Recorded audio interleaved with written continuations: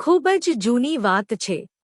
એક અહંકારી સસલું હતું જે હંમેશા જંગલના અન્ય પ્રાણીઓથી કહેતું હતું કે એ સૌથી ઝડપી દોડે છે। એના અહંકારથી બધા કંટાળી ગયા હતા। પણ એક દિવસ એક સીધાસાદો કાચબો એની પાસે આવ્યો અને કહ્યું, શું આપણે દોડદોડ કરીએ? સસલા તો આશ્ચર્યચકિત થયું અને પછી જોર-જોરથી હસવા લાગ્યું।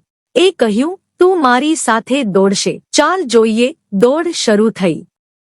સસલું તો વીજળી જેવી ઝડપથી દોડ્યું અને કાચબો ધીમે ધીમે આગળ વધતો રહ્યો। થોડું આગળ જઈને સસલાએ વિચાર્યું કે કાચબો તો ઘણો પાછળ છે, ચાલો થોડી વાર સૂઈ જઈએ। અને એ ઝાડ નીચે સૂઈ ગયું। પણ કાચબો તો રોકાતા વગર ચાલતો રહ્યો અને અંતે જ્યારે સસલા ઊંઘથી જાગ્યું ત્યારે તો કાચબો પહેલાથી જ જીતી ગયો હતો। જો તમને આ કહાની ગમી હોય તો કૃપા કરીને વિડીયોને લાઈક કરો અને ચેનલને સબસ્ક્રાઇબ કરો।